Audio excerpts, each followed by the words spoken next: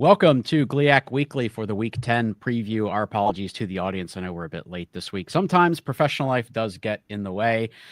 We all have busy jobs. I think everybody knows D2 football, unfortunately, is not a career path for those of us involved.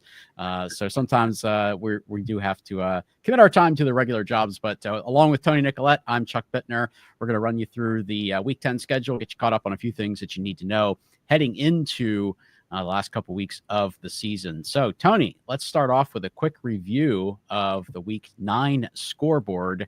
A couple of results in there that were a little bit noteworthy, but I think the one that people would be most interested in would be the Saginaw State victory over Davenport.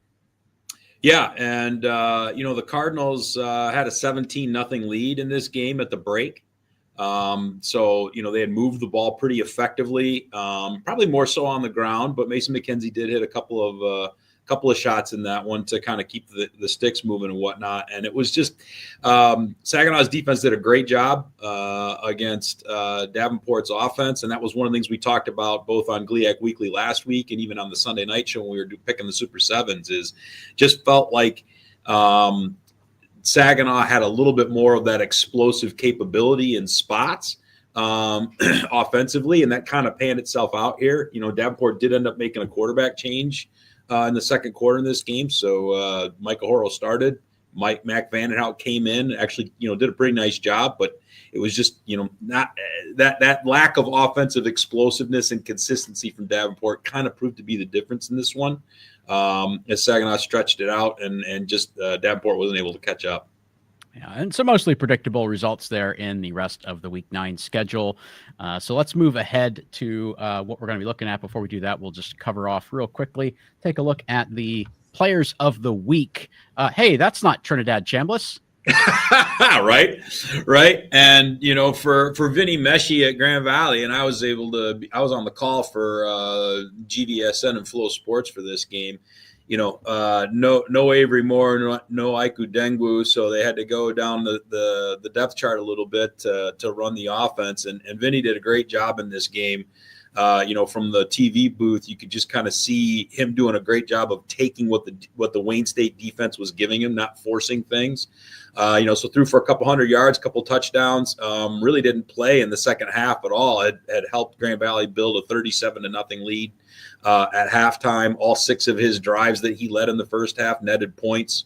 So had a great day. In his first collegiate start. For sure. And Micah Kretzinger, I just want to point out, was also our National Player of the Week at d2football.com on the defensive side of the ball. So big weekend. Yeah, and he was a monster in that game. And has been all season for them. Yeah, and sure. especially of late, too, because I think Daly hasn't been playing for a week or two for Saginaw. So Micah's obviously picking up some of that slack. Yeah, even had a pick 6, I believe, in that game, or an interception. So huge game for him. So let's take a quick look at the standings in the GLIAC as we head into the final couple weeks here. Obviously, Ferris sitting at 5-0. We probably like their chances to finish this off undefeated, but we do have a pretty big game coming up a little bit later on today. Grand Valley and Saginaw both sitting there at 4-1. Of course, the Lakers have the important head-to-head advantage. And still have a couple teams looking for that first win in conference play and also first win of the season. So we will take a look at their prospects here coming up in just a moment. Looking at the Super Region, here's how we look heading into today's action. These actually are the official rankings that came out of the NCAA on Monday evening. There were a lot of surprises in this region, Tony, I think more than any other. But from a GLIAC point of view, Ferris State and Grand Valley locked down those top 2 spots. I think that was pretty predictable for most of us that they'd land in those spots. Yeah, and if you're Saginaw Valley, you like the fact that you're already knocking on the door. They're in the 8th spot. Obviously, you'd be left out of the field at this point, but they know then that they've got complete control of their destiny. If they're able to do well against Ferris State today and get that win, then all of a sudden, they're a 2-loss team, the same as Ferris, and Saginaw would have head-to-head at that point. Saginaw still has a tough road game up at Tech. Or no, I take that back. I think Tech's actually in Saginaw next week, but that's still a tough game because Tech plays everybody tough. But yeah, I mean, if you're Saginaw, you're looking at that thinking, okay, well, we've actually got a lot of control over our own destiny, even though we're sitting on the outside at the moment. As far as the rest of it, yeah, it was a little bit more chaotic than I think we were expecting. I don't know that I was planning on seeing Pitt State that high after the second loss. But their strength of schedule, and if you look at who they've beaten this year, the committee seems to kind of overvalue quality wins and not care so much about to who you lost to. And so we'll see if that continues to pan out here over the next couple of weeks. But yeah, it's been wild these last week or two, and I've got a hunch it's not going to be a whole lot less interesting here over week 10 and week 11. No, I think what you see there, especially when you look at that those week 10 and week 11 columns, there still a lot of really important games to be played across the super region. And just to echo your point, if you're Saginaw Valley State, you have a clear path here. Yeah, right? Because if you can, obviously everything hinges on today and then going forward. If you lose to Ferris State, that's probably the end of it. You beat Ferris State, you've put yourself into a very, very good position. So right, and then on top of that, you've got two teams that are ahead of you in Central Oklahoma and Emporia State that still have to play each other. So one of those teams is going to have its resume hurt a decent amount into that situation. And then, I think the other thing that can't get overlooked here is that Henderson State's basically sitting there kind of on that quasi 11 line. And we all know what that Battle of the Ravine game is like. We saw it first and foremost last year, right? When Washita was pretty much a shoe-in.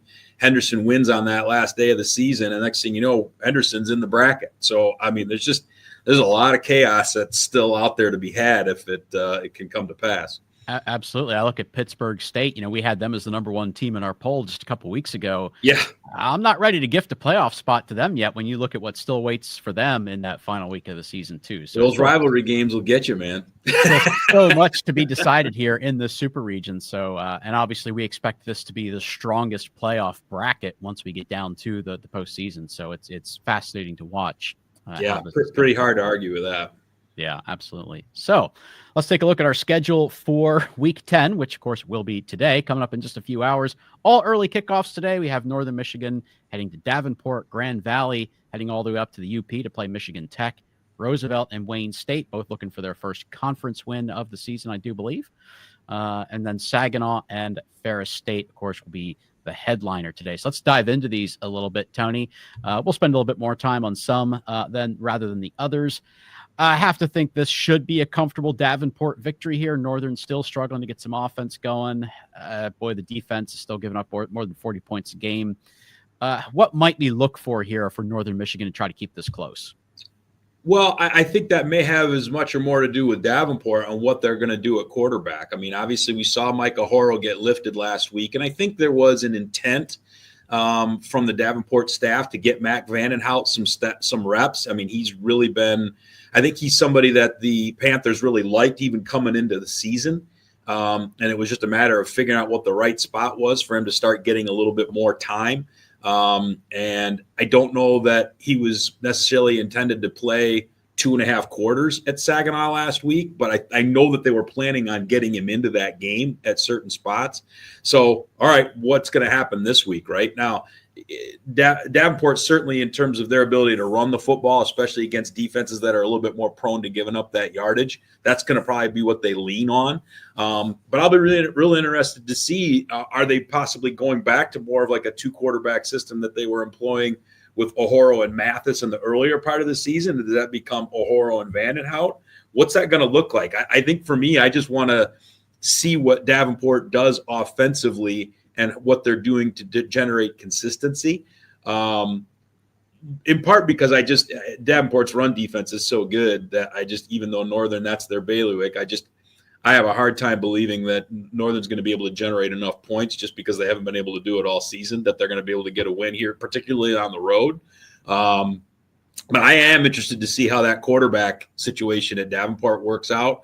But as long as you got Myron Harris and Kendall Williams in the backfield, and you can still get the ball to guys like Preston Smith on the outside, Davenport still has far more weaponry to be able to generate points than what Northern does. So I'm looking for a Panther victory here. But, yeah, I'm still really interested to see what happens at the quarterback position. All right. And the Panthers kind of on the outside of the playoff picture at this point, but still have an opportunity to finish off with a really strong record for like the third or fourth year in a row. So for sure. Good good game to keep an eye on for Panthers fans. All right, Grand Valley going up to the Upper Peninsula. You mentioned it earlier. Tech just plays everyone tough. That certainly has been the case all season. I certainly think we're all going to favor Grand Valley in this one. I guess first question to you. We talked a little bit about the quarterback position last week and even the week before. What do you expect that we'll see from the Lakers after opening kickoff here from the quarterback spot? I don't know. That's a good answer.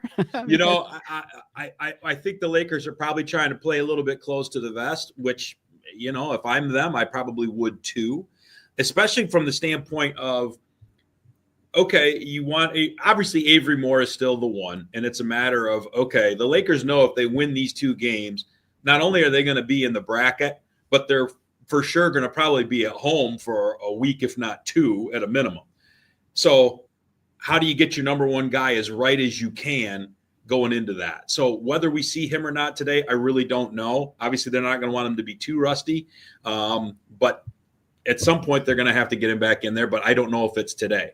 I really don't know for sure if Iko Dengu is ready to go yet today. I've heard some inklings that he could be, but I don't know whether that's true. And I guess at the end of the day, if you're Grand Valley, you're looking at it as, okay, our 3 played GLIAC Player of the Week worthy football a week ago. Wayne's not the sturdiest defense in the world, but for a kid to go out in his first college start and be that efficient, you got to feel like he just gained a ton of confidence. And if he's getting a lot more reps with the first team in practice, he's probably going to be as prepared as anybody. And I think if you're Michigan Tech, the struggle becomes, what quarterback are we going to get? How the heck do we prepare for that?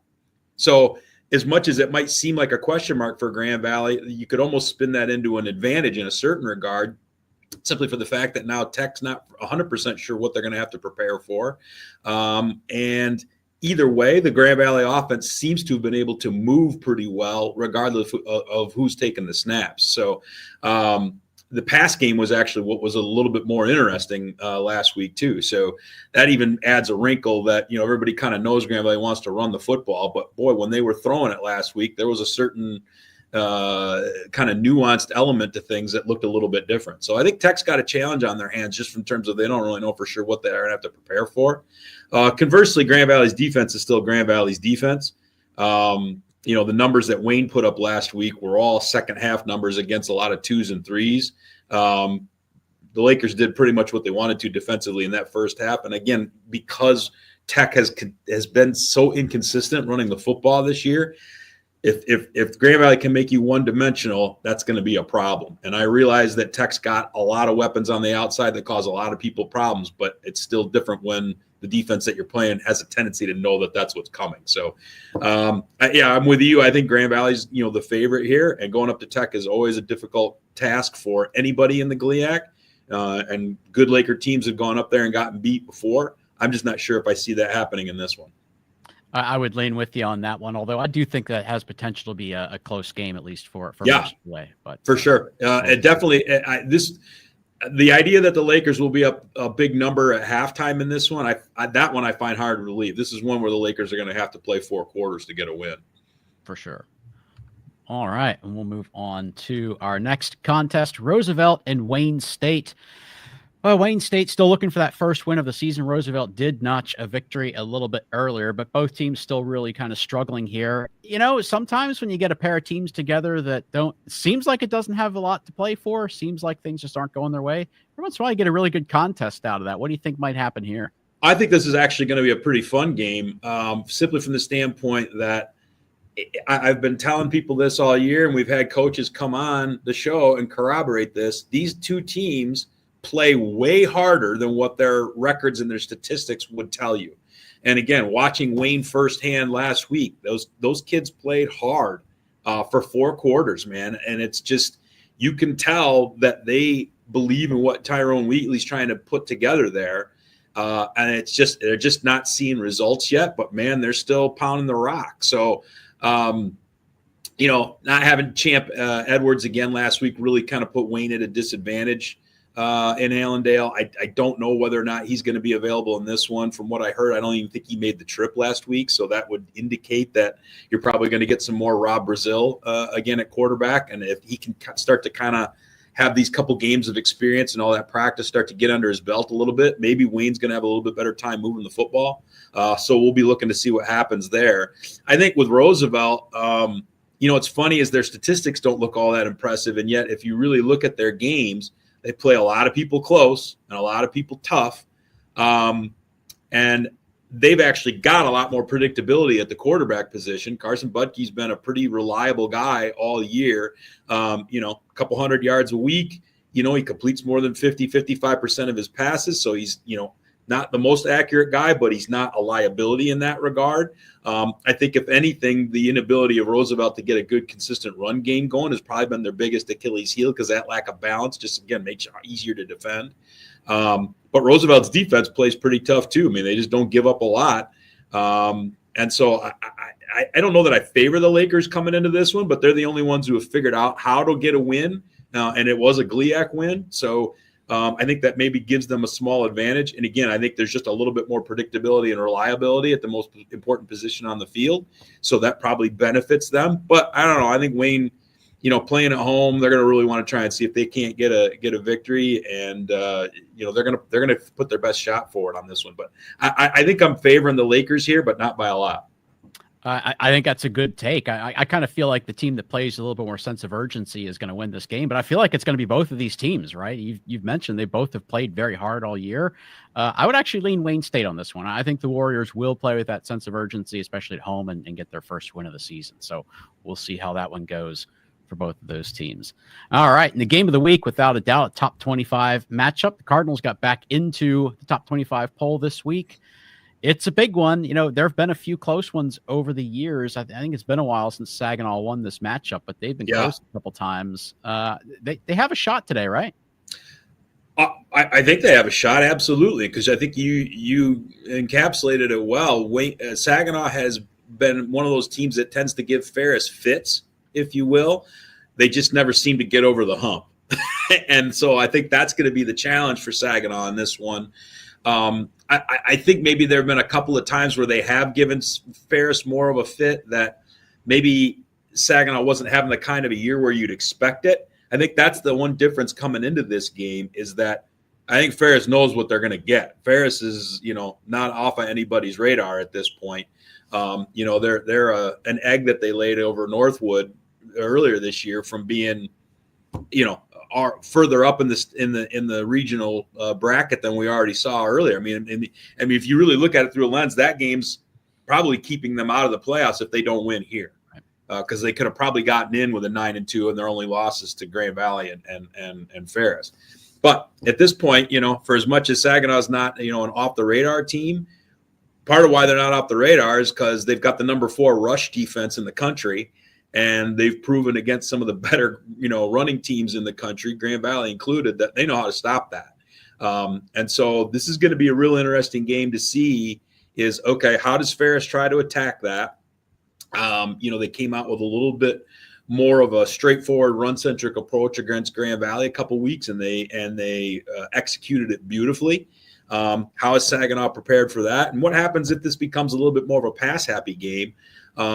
In my mind, if neither team's able to run the ball and it becomes more of a pass-centric type of a deal, that certainly favors Ferris, just because I think Trent Chambliss has shown on a week-to-week basis that he's a little bit more accurate and a little more consistent than Mason McKenzie has been. At the same time, everybody knows what Ferris has on the outside, and it's a lot. I think Saginaw Valley's receiving core gets a little bit less recognition than it probably deserves. And so that's going to be the real interesting to see is, okay, does that lack of recognition maybe allow them to be a little bit more effective in the pass game than they've shown in past weeks?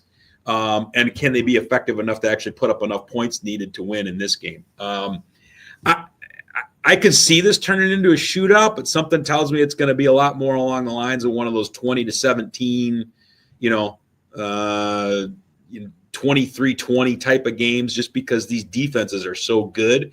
And with Coach Brady having been on Coach Anese's staff previously, there's so much familiarity that these two teams have with each other. So I'm headed to Big Rapids today. I'll be there for this one. I can't wait to check it out.